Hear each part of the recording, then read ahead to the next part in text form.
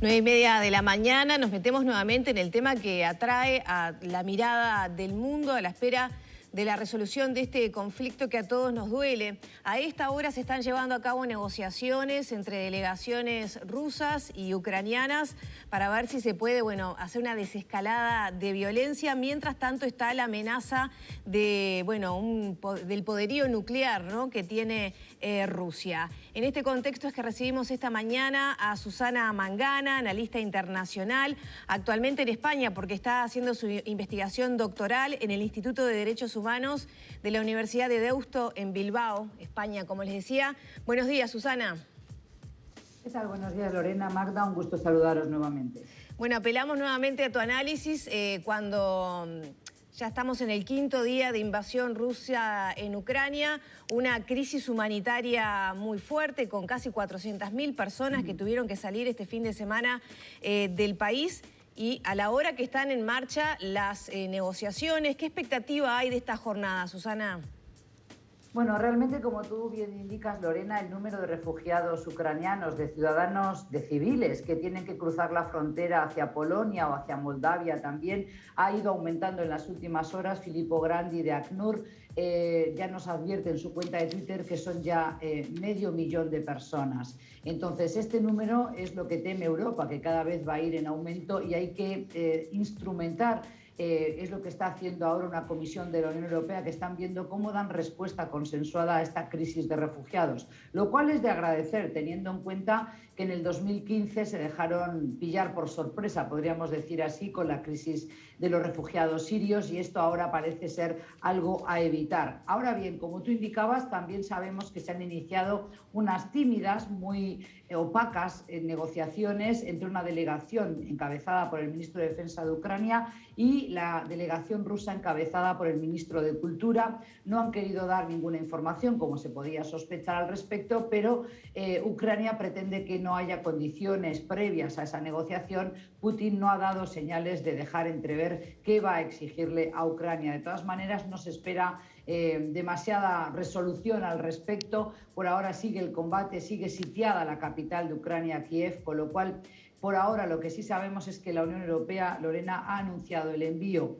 de tropas a la frontera con Ucrania para reforzar allí la posición ucraniana. También se han enviado armas a Ucrania, y ahí el giro más espectacular, más notable, lo ha dado Alemania, que ha cambiado su política exterior desde la etapa de la posguerra, Segunda Guerra Mundial y etapa de Guerra Fría, y ahora sí, muy renuente al principio, pero cuando se ha advertido el tono de Putin y cómo se ha ido prolongando esta invasión a Ucrania, y no parece escuchar a ningún país, ni siquiera a su aliado chino, entonces ahora sí Alemania, Lorena, quiere enviar también armas a Ucrania. Así que esto es un poquito la última hora, además de todas esas sanciones punitivas al régimen ruso, sobre todo a sus oligarcas, que ya han ido haciendo mella, de alguna manera, por lo menos en el ánimo de aquellos analistas que le advierten a Rusia de que se va a ver influenciada o repercutida negativamente por lo que es sobre todo la salida urgente de Rusia del sistema de transferencia bancaria internacional conocido como SWIFT. Susana, ¿qué efecto puede tener eso, sobre todo en la economía rusa, los movimientos que pueda dar Putin, teniendo en cuenta la caída del rublo, estos, entre comillas, ciberataques que se podrían dar al sistema financiero de Rusia? ¿Qué consecuencias pueden tener en las decisiones que pueda llegar a tomar el presidente ruso? Bueno, ahí tienes dos puntas, Magdalena, por decirlo de manera simple. Primero, analizar cómo esto impacta en la economía de Rusia, que evidentemente va a tener un impacto muy grande. Fíjate que al quedar fuera, al quedar excluida Rusia de ese sistema de operación de transferencias de dinero a nivel internacional, pues los propios rusos van a tener problemas para recibir dinero del exterior, para enviar dinero al exterior, para poder cambiar dinero a otra divisa, para poder incluso obtener dinero de un cajero, porque evidentemente el Banco Central de Rusia también se ve repercutido, puede incluso colapsar la filial de ese banco en Europa, con lo cual a nivel de impacto para los ciudadanos de Rusia va a llegar, y va a llegar bastante pronto. Lo que ocurre es que Putin, por lo menos por ahora, no da señales de querer intimidarse por estas sanciones, y ya hemos visto que ayer domingo anunció y puso en alerta con sus generales ante cámara el sistema nuclear de Rusia. Recordemos que Rusia es el país que tiene la mayor cantidad de armas químicas, algo así como 8.600. armas químicas. Evidentemente todos estamos especulando con que Putin podremos decir que es un loco, podremos decir que es un hombre con determinación, que tiene mentalidad de Guerra Fría, de KGB, pero todos esperamos y deseamos que no active ninguna de esas armas. Pero no sabemos hasta dónde está dispuesto a llegar. Como hemos dicho, está desafiando al mundo entero y esto ya no se trata solo de Estados Unidos y no hay que verlo en clave de bloques. Aquí lo que hay que entender es que Ucrania es un país soberano, independiente y que ha habido una agresión y una invasión a la integridad territorial de ese país. Ucrania no atacó a Rusia, por más que le disguste al señor Putin, al presidente de Rusia, que realmente los países que antes eran parte de la esfera de la Unión Soviética y aliados de Moscú, muchas veces a regañadientes, como sabemos ahora, porque ninguno de ellos quiere volver a asociarse con Rusia, eso es bastante claro. Entonces, ¿por qué los países bálticos, Lituania, Letonia, Estonia, no quieren ni siquiera estar cerca de Moscú y siguen contentos de haber ingresado a la OTAN? Podremos luego despotricar, podremos decir que la OTAN no es defensiva, sino una alianza militar, agresiva. Todo eso lo podemos dejar para el día de después, pero hoy lo que hay que tener en cuenta y muy claro es que Ucrania no atacó a Rusia, Rusia sí está atacando no solo posiciones militares de Ucrania, sino que también bombardea viviendas, ha obligado al desalojo a más de 500.000 ucranianos que se han convertido en refugiados. Con lo cual, Susana, no se sabe hasta dónde quiere llegar Putin, ese es el problema. Para mirarlo también como en clave de derechos humanos, ¿no? De alguna manera Ucrania también se ha convertido como en el escenario de lucha de los polos, ¿no? De Rusia por un lado y la OTAN por el otro. Y creo que también es clave conocer un poco cómo venía Ucrania manejando justamente relaciones con los dos polos. ¿Quién es el presidente, que es un outsider, que es un actor, que viene, digamos, un comediante que viene por fuera de la política? Esa figura tenía una altura negociadora política como para poder neutralizar o detener esta impronta rusa.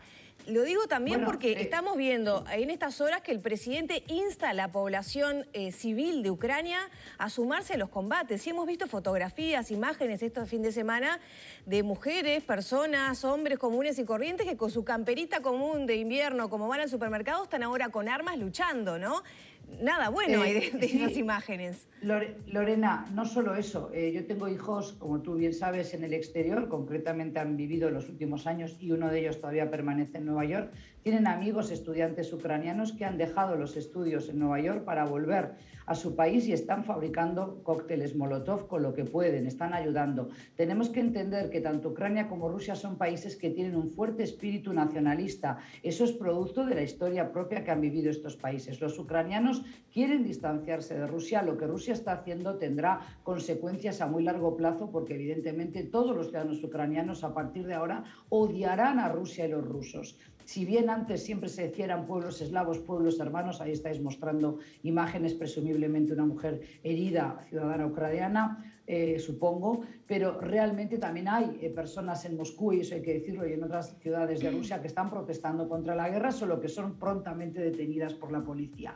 Más allá del perfil de outsider que tiene Zelensky, hay que recordar que fue elegido libremente en las urnas. Imaginemos por un momento que eso ocurriera en un país de Latinoamérica. No se aceptaría. Hoy Latinoamérica no está dispuesta a aceptar que porque a un vecino, otro país latinoamericano, pongámosle Argentina, no le guste que Uruguay negocie acuerdos comerciales con otro tercero que no le encaje a Argentina, Argentina la remeta con misiles hacia la población uruguaya. Eso es lo que creo que muchas veces por un cálculo político se está obviando decir en Uruguay y en otros países también de Europa y de Latinoamérica. Yo aquí critico a muchas partes. La Unión Europea ha reaccionado tarde y presumiblemente de manera lenta, no con toda la fuerza que podía exhibir desde el inicio. No calcularon las intenciones de Putin ya en el 2014, hace 8 años, cuando estuvo armando y dando alas a los prorrusos separatistas de la región del Donbass, y hoy sabemos que no solo quiere hacerse con esa región, sino que quiere doblegar a Ucrania y a otros países vecinos que antes eran de la Unión Soviética y hoy son soberanos independientes para que no ingresen a la OTAN, y por tanto lo que verdaderamente demuestra Putin es que no quiere que los países de la OTAN rodeen a Rusia. Yo y cualquier analista, vosotros también, vais a poder entender que ese es un argumento justificable para él, pero de ninguna manera podemos justificar una guerra, podemos aceptar que ataque a población ucraniana.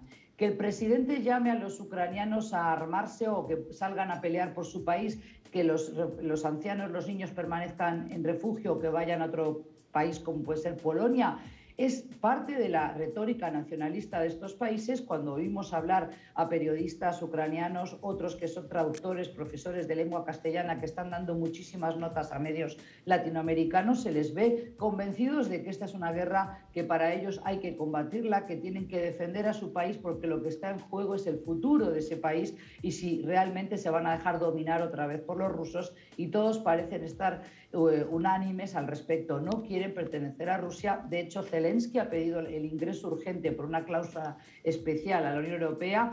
El presidente del Consejo Europeo ya ha dicho que lo va a invitar regularmente, pero vemos manifestaciones ahora sí hay muchas manifestaciones multitudinarias, la más importante, la de Berlín ayer, más de 500.000 personas que le están gritando a Putin en la cara que termine esta agresión, que termine la invasión, porque no queremos otra guerra a las puertas de Europa, que además es una guerra que salpica más de lo que imaginamos, no solo en precios de los energéticos, de la subida de cereales, el gas, por supuesto el petróleo dentro de sus energéticos como muy importante, y esto afecta al bolsillo de los latinoamericanos también, sino que se habla de cambio de época, cambio de orden mundial. Entonces muchos países se verían involucrados, más de los que están ahora luchando, que por ahora Ucrania está sola, con apoyo en la retaguardia sí de la Unión Europea. Bien, Susana, muchísimas gracias por estos minutos. Estamos en contacto porque estamos a la expectativa de lo que pase en estas negociaciones que se están dando en el día de hoy, así que seguramente ameritarán otras charlas y tu aporte. Muchas gracias.